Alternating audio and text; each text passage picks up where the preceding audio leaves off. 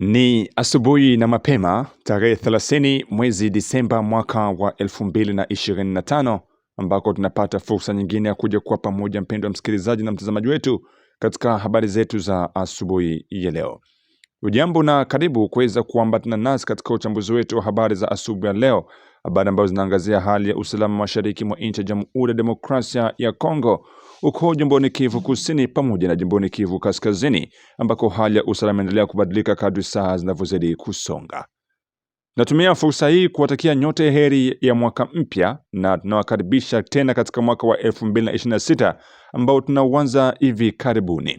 Asubuhi ya leo, msikilizaji, tuna mengi ya kuweza kujuza. Tutakujuza matokeo ya mapambano ambayo yameripotiwa jana katika maeneo ya Kigongo, maeneo ya Kabimba, maeneo ya Katongo. Na tunakuletea ni wanani ambao wameweza kuchukua udhibiti wa maeneo ya Kigongo na Katongo hiyo jana baada ya mapambano makali. Hivyo nakusihi kuwa nami mwanzo mpaka tamati, endelee kupata habari zetu kama kawaida.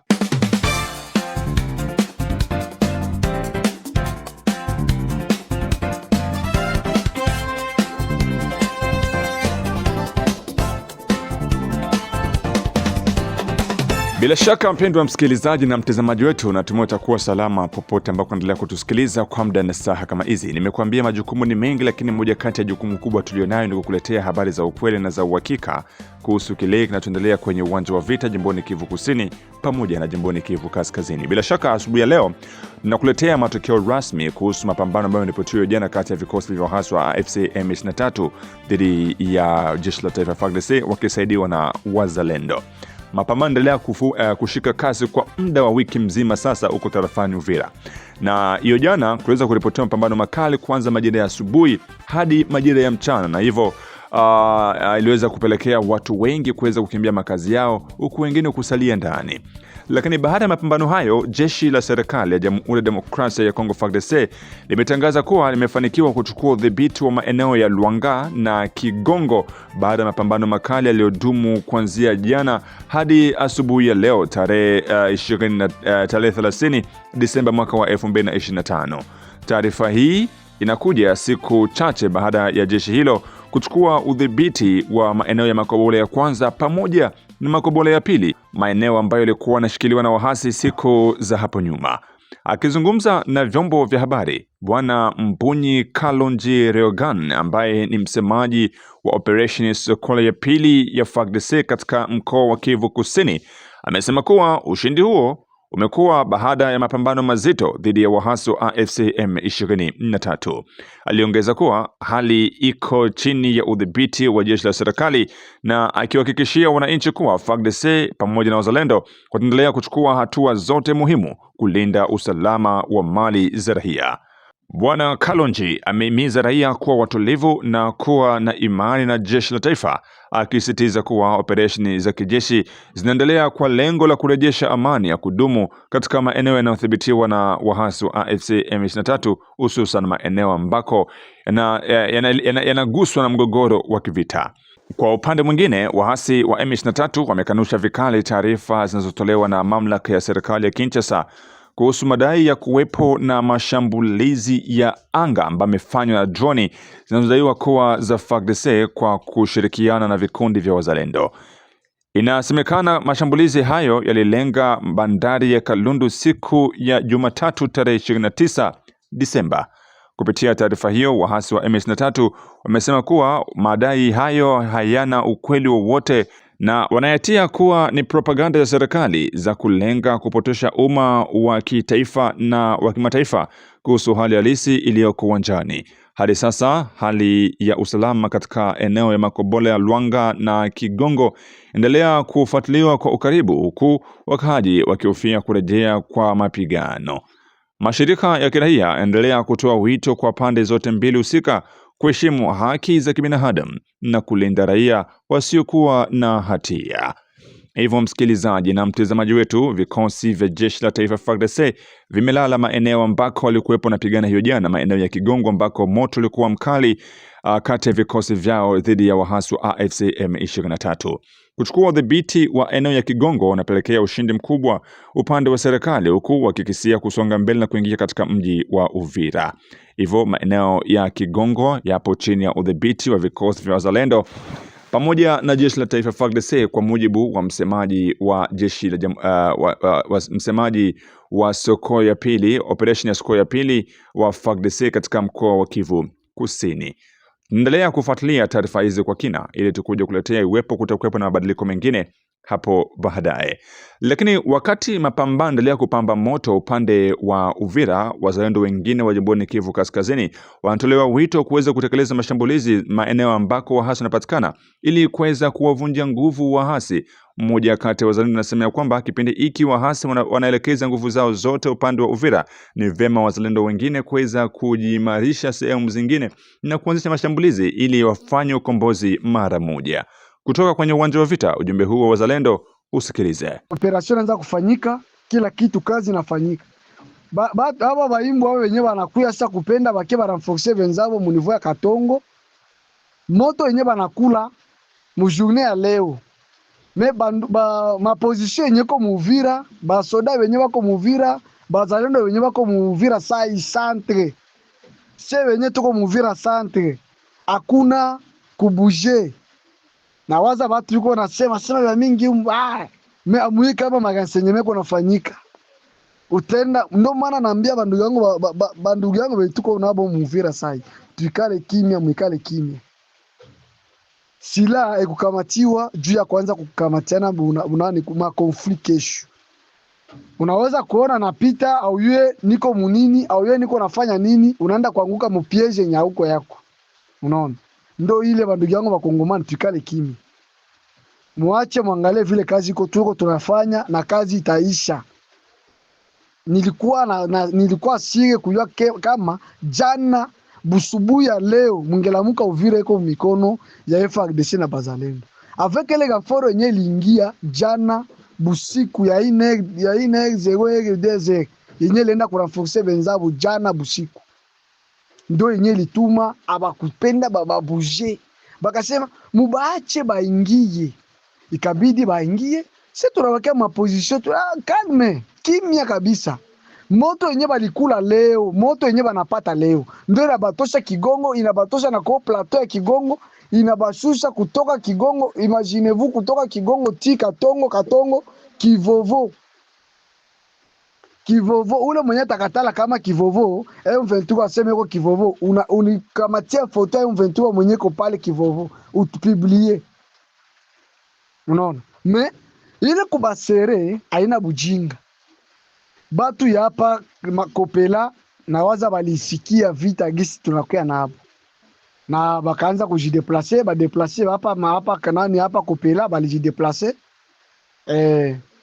Na mzee Dragila na endelea kufanya kazi yake mumai kama kawaida, na gouvernement na mapuye minisio kila kitu, chakula basoda wanakula, kuna njala. Hakuna njala mufro papa, chakula uko naletewa yenyewe utakula, unafanya hata kwanzia umwa hata unapigana usikie njala. Unaona? Unakula chakula unasikia na nafunga tumbo, unapigana usikie njala. Na kitu kama ukisikie unapigana tu vya bien. Ndo vita sasa mnataka kuona. Ndo maana tunaambia bandugu yangu bakongomani, tukue vigila na tuache kutoka nje busiku. Tuache kutoka nje busiku. Kenyo utakutanana nakyo haitakuwa kyako. Utapita tu na Kenya kina kyako. Hapa tuko tunawindana ni pusi na panya. Ni pusi na panya. Juba M23 bote sai. Ni wale wa masikio nguvu na wale wa kuexecute ordre ndio wenyewe wanabakia sai bakosabia. Na tuko tunabaona gisiko wanapita na kubalengia wanakala, tuko nabo. Na kwa hizi tunadepose maarmi na tutasema. Tunachunga tu ni moto papu na kila kitu kinaishi. Haitakuwa sema vita batu ya Uvira banze kufa na mabomba. Tupende ile, tunapenda kwanza tubamalize. Baishie kwanza haikote hii troso ya Katongo hapa, Kabimba. Baishie hapa hivi hapa. Sasa na vile walipigwa kwanza leo. Vraiment mko ngufu. Mko ngufu. Mnakuwa mnaanza shina na kunyangula na blesse wenu mnamuacha mpaka tunamkuta na tunamuia pale. Mnakuwa mnashinda banakuwa banashinda na kunyangula blesse. anaanza ngala taimo vome niponesha mimi maisha yangu. Ni batu watembea tena na magari. Gisha kwa wanatembea bwana Kena Danforo. Mo batu wenye wako msantre vile leo mtuambie si mko mnapana rapport. Ache banaenda na moto blende na maramforo inaenda. Mtuambie maramforo yenyewe na ingali inaenda iko wapi? Mtuambie maramforo. Bale batu wana Biblia kao hapo M23 wanapita gari 15 inaenda kotea Kigongo. Iko wapi? Leo ni kimya, banapigwa na batasema. Na ile magrupe yabo ya M23 bale biko magrupe yabo mubambie mbona museme mtupibilie vya sasa? Mbona mtutumie mamoro ya bazalendo wala ba FARDC mnabaua? Tuko tunaona yenu ndo banabakamata mateka. Tunaona mafoto basa kubapiga mabombe mnakufa. Bambi sasa nabo ba M23 bapiblie nabo mafoto ya bazalendo. Banakuwa ni haya. Uvira tu juu watu wote wanafocus juu ya Uvira, wanapambania Uvira.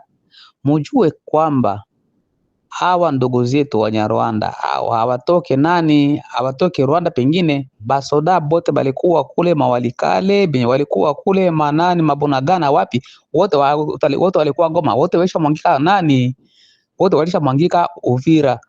Njoo kwenye wote walisha mwangika kule kungine kote kuko wazi. Sasa wale wazalendo wenye wanapatikana hiyo sehemu, wale wafadhili sio wanapatikana ile sehemu, mbona hawavansie na hapo? Ile ni kuchokeshana.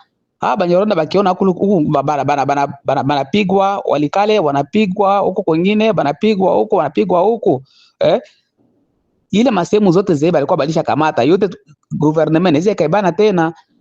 Muangalie namna gani ya kutambaza hii nani yangu hii audio kwa magrupe zingine kule kote kwenye walikuwa Mabunagana, mawapi, Masaki, Makichanga, kule kote hakuna batu kwa leo, hakuna M23 peko wazi.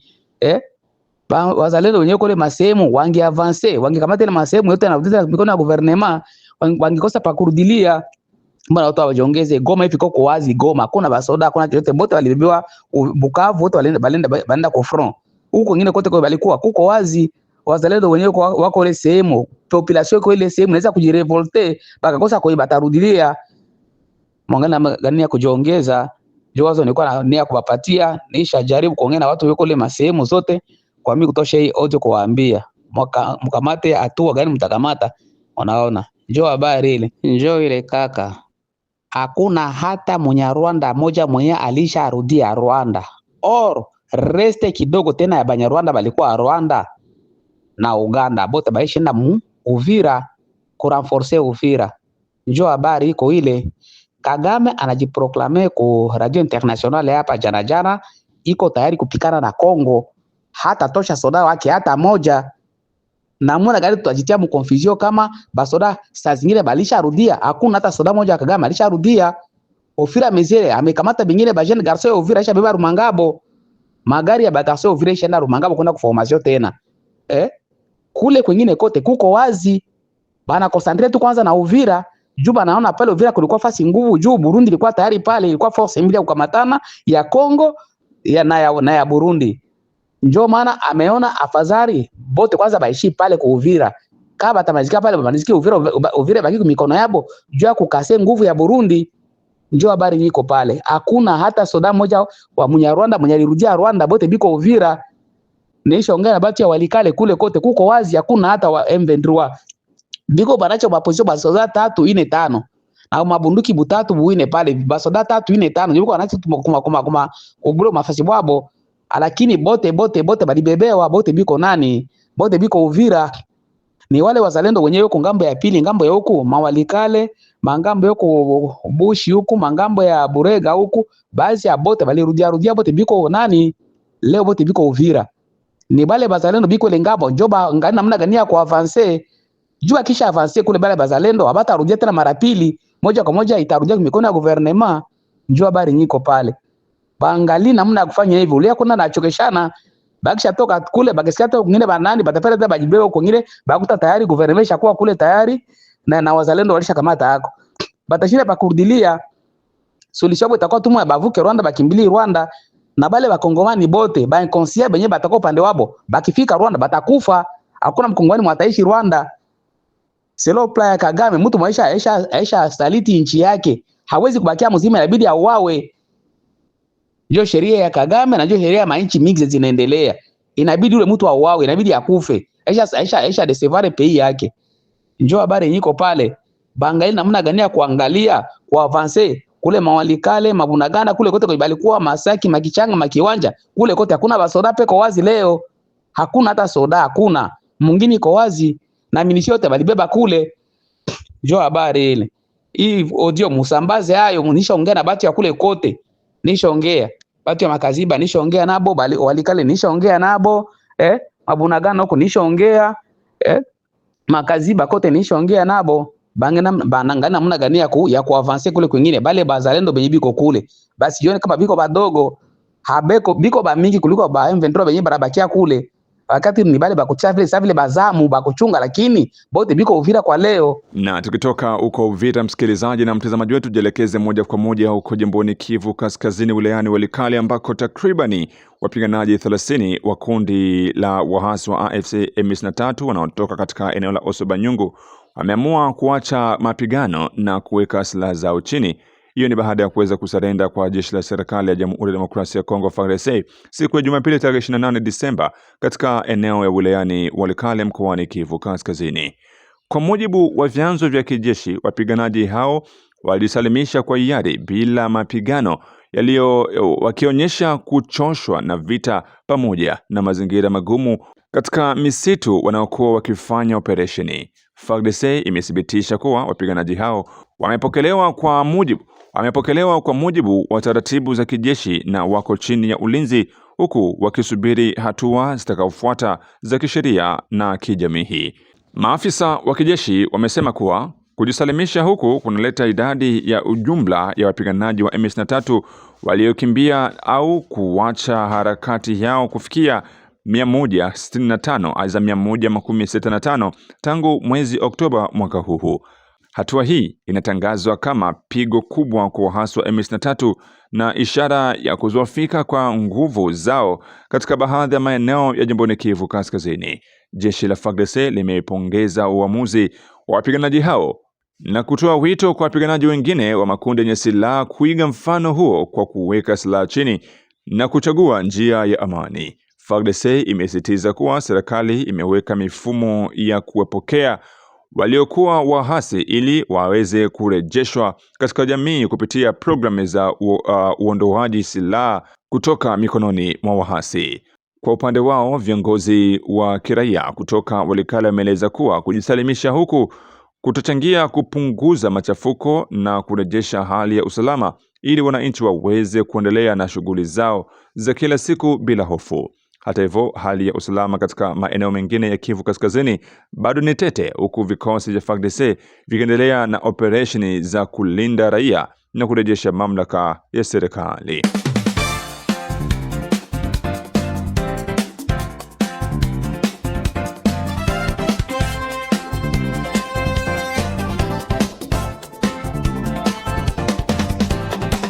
Msikilizaji na mtazamaji wetu kutoka mashariki mwa nchi ya Jamhuri ya Demokrasia ya Kongo, hii ni Amani TV Media. Nasema shukrani kwako kwa kuwa nasi na kualika kuwa nami tena katika habari zetu za hapo baadaye, ambako tunakuletea habari tosha kuhusu kile kinachoendelea mashariki mwa nchi ya Jamhuri ya Demokrasia ya Kongo, jimboni Kivu Kusini pamoja na jimboni Kivu Kaskazini. Hii ni Amani TV Media na mimi ni mtangazaji wako Ramsey Ramadhan. Tukutane katika taarifa zetu za hapo baadaye na kuaga kusema bye bye.